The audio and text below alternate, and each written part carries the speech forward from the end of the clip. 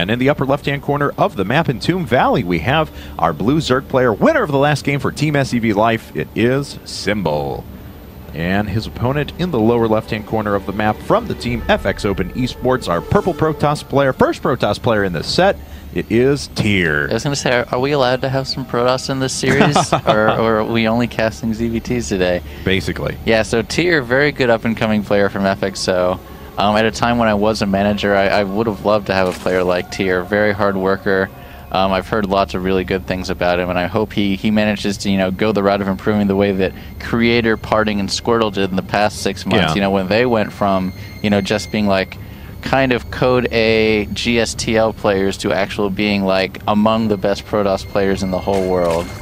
Well, we'll see what his strategy is going to be. Of course, this is a pretty cool map for PvZ. You have a lot of options as a Protoss player. It's very easy because of the way the bases are constructed. From your natural to your third, there's destructible rocks, but otherwise, it's even ground. So you either have to be diligent in taking those down to go after your third, or it becomes very exposed and susceptible to some sort of a big 2-base push. If you want to play the macro game as a Protoss player, though, you can actually full wall this off at the front, or even just leave a little gap there, take out the destructible rocks with sentries and Immortals, and then basically wall off this as well and take a very safe third. So yeah, a lot of Protoss play this way, the way they used to play Metal Office. Just full wall everything, get up to 3 base, and 3 base Protoss, no matter how many bases a Zergon, is really, really scary once you unlock the tech tree. And it looks like TAC3 is not going to waste any time, already starting to block off his opponent's natural. As we can see, though, in contrast to some of the PvZs we saw yesterday in the StarTale versus Quantic set, and I think that may have been due to StarTale and Quantic, of course, training together and being partnered and them knowing each other's styles really well.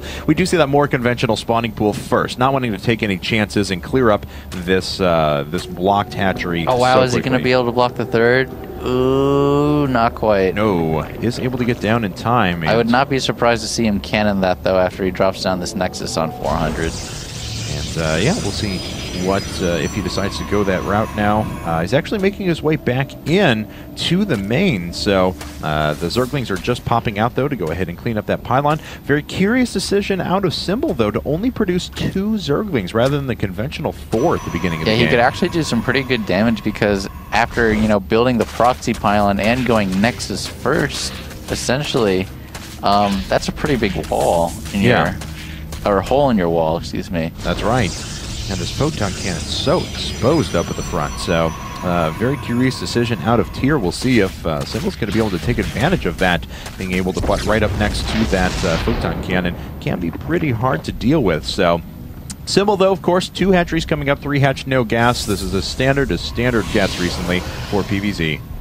Yeah, a lot of Protoss are actually starting to wall with that cannon a little bit more just because it helps them get the wall faster. And you don't really see a whole lot of busts anymore, quite honestly, in the metagame. So it can actually be a safer way to make sure that you don't get lings in your base. What was it? I think Axlav a little bit ago ended up letting a bunch of lings in his base in one of our matches. Oh, that's right. And, that can happen sometimes when you're trying to be too meticulous with your walls. So a lot of Protoss players just say... He also went Nexus first. Yeah, went Nexus first. But, it's a little bit easier sometimes when you're not really going to face any kind of aggression early on.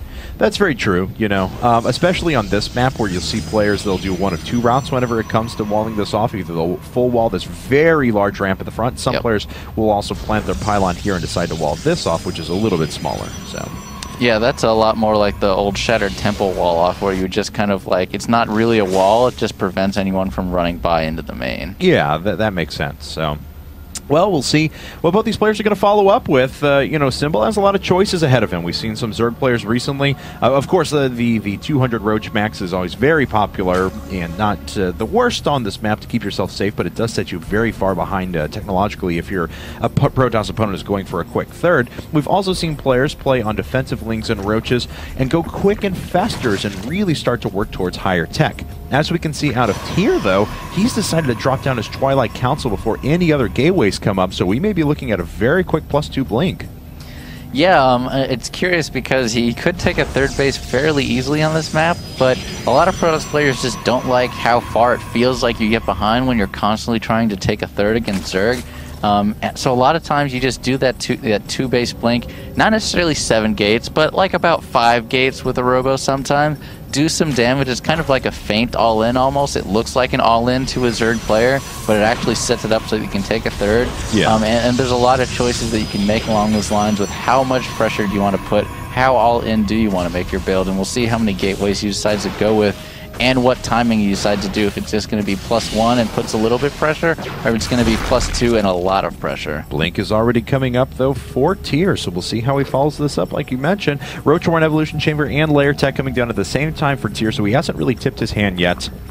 Excuse me. With the way that Roach Speed will finish up probably just about when the Blink push comes, so it's actually going to be very, very close on how this is going to work out for Symbol. He's going to have to be careful because he doesn't have Spine Crawlers right now, and he doesn't really have a lot of units. He scouted it a little bit, but I'm not sure if he knows how much pressure is actually going to come from this yet. All right, so we'll see what's going on now. He did put the third base Yeah. So he's just going to stay defensive for a little while. He has 2 more gateways coming up for a total of 5 here in a second, but not a lot of advanced tech, as we mentioned before. Yeah, I mean, he has those Blink Stalkers, but he does not have any Robo down quite yet, and those Immortals are pretty key to the defense. A huge Roach play. Yeah, I like that full wall there, and I'm a little disappointed by Symbol. He should have at least feinted pressure so that, you know, Tear wouldn't just be afraid to immediately drop a third. He only had 3 Stalkers on the field, and he put a third base up against a Zerg player. You usually cannot get away with that as a Protoss. And let's see here now as the robotics facility is finally on the way for Tear, and we'll see what he wants to follow this up with. Howard has a pretty good sentry count as well, and these Stalkers are very good to go ahead. Nice, denied the scouting. Yeah, so I mean, those Stalkers still do have a lot of utility, even if they're not going to be used on a frontline engagement force quite yet. He's investing in those upgrades pretty early on. Destructible rocks do go down, and he has a nice little path in between his second and third now, where you can start saturating that very quickly. I cannot stress how much of an advantage Tear has right now. He is even base with a Zerg, who only has Roaches and is just now getting Infestors. He could go almost anywhere from here and be in good shape. Even though he is down in supply, he can now pick his tech path and be in really good shape. He can harass basically without Symbol being able to react, and that full wall ensures that he's not going to be able to put on any kind of like super all-in type pressure. The onus is on Symbol to get things done now, but he's decided what I think is kind of the cooler response to the quicker 3-base play out of Protoss players recently, to go for that higher tech. He may even be able to move into a Hive like right around the 12-minute mark, something along those lines. We've been seeing that out of players quite a bit recently. Yeah, he takes his 4th base as well. So it's really on him to survive for the next few minutes, because if he's able to sit on 4 base Hive Tech sub like 16, 17 minutes, he's actually going to be in a pretty good spot. Yeah, I would like to see Hive very quickly now, because you see Immortal coming and Colossus coming, and he does not have a Spire on the way. So Tear's push with 2 to 3 Colossus could be very, very strong if Symbol does not have a Hive. But yeah, that's absolutely right, especially as Tear's been allowed to do pretty much whatever he wants now. And another gateway coming up, as we see. It's going to be a total of 3, 4, 5, 6, 7. So 7 gates, single Robo with Robo Bay, double Robo coming, which is perfectly reasonable on 3 base. Yes, 100%. So that's not all-in-ish at all. He is just have a very, very solid economy, and he'll just keep making Colossus until he sees something that's actually going to do anything to it. There's the Spire. That's a little late, though. +2 on the way, range on the way. He'll have 3 Colossus before that Spire is done, most likely. And there was that sub-12-minute Hive Tech I was talking about as well. If he stays defensive for a couple of minutes, he's going to have Broodlords at about the 16, 17-minute mark. And a lot of them, because he'll be banking resources just for that. He does have 1,000 minerals built up. A little bit less now as he makes another 15 Roaches to ensure that he's going to be safe. But a lot of stuff is going to happen in the next few minutes. We're going to have those, that +2, the Colossus range. Colossus out. Corruptors are going to come out, and the Broodlords all at the same time, and we'll see, is Tear going to want to expand as he's adding on 2 more gateways, or is he going to push for that 3rd, push for the 4th to try to take those down, or is he just going to go for broke, try to do as much damage as he can, and then reset the game? 66 workers out for Tear, which is kind of interesting. Not deciding to put any more. Doesn't have the world's best saturation sitting over at his natural and things like that, so his mineral count actually could be a little bit higher if he had invested into his economy, but it looks like he's okay with what he has. I love the patrolling Overseer that's just working its way back and forth. That's actually very, very smart to make sure that your opponent can't scout your tech.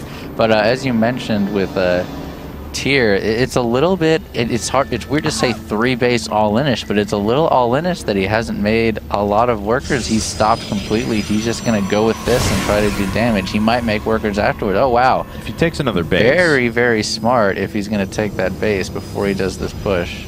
Yeah, if he takes the base, changes things quite a bit. Looks like that pro's actually just coming along with the army now, so maybe making his opponent think that he's going to go after that. The spine crawlers have started. This is kind of pretty typical late game. This is like the very definition of that no rush game ever. Yeah, I know. It's like, okay, we have 15 minutes, make as big of an army as you can. We're just going to chill out for a little bit. And you're going to have 202 armies clash, but no Broodlords. And he does have 7 Corruptors against 3 Colossus, but that's so many Blink Stalkers. I don't know if that many Corruptors will be able to do enough. There's actually a 4th and now a 5th Colossus finishing up as well. So Bungle pinning down a few units off to the left-hand side. There's a pretty critical amount of Blink Stalkers as well. These Spike Crawlers are doing a decent job of holding off for at least a little while, but this has not been good positioning for Symbol quite yet.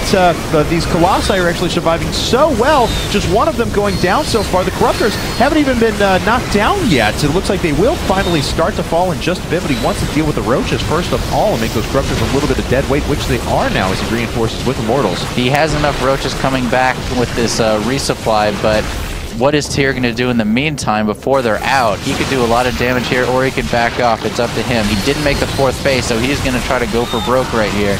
That's right. So he does have a good number of Blink Stalkers still.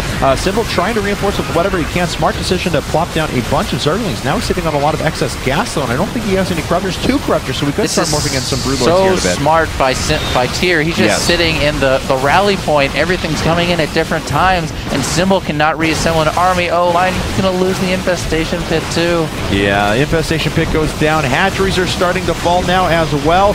And the Zerglings are just kind of coming in piecemeal, just a few at a time. There, finally, the Infestors making their way back in and dropping down some fungal growths, but he's only really dealt with the shields of most of these units and not really with the health at all. And Tear is in such a good place. Yeah, he is playing this so smart. When I saw all those Roaches start the Remax, I thought it was going to be enough, but the fact that Tear is sitting in the rally points means he can't get his army assembled, and now he's devastating the economy at 2 bases. Oh, and the Spine Crawlers are all going to get picked off before they can root again, and Symbol's in so much trouble, down 50 supply now. That's right, down 50 supply and going to be down bases here in a second. He'll be down to 3 hatcheries as soon as this one does fall. He's trying to reinforce with whatever he can at the moment, but his Infestation Pit has gone down. He still has the Greater Spire up, but the lack of Infestors here is certainly going to hurt him, and the lack of, well, really any economy at all. There's GG! Wow. And FXO.Tear has tied things up for FXO. That was, I don't know if this is a term that exists now, but I'll say it. That is like a soft all-in.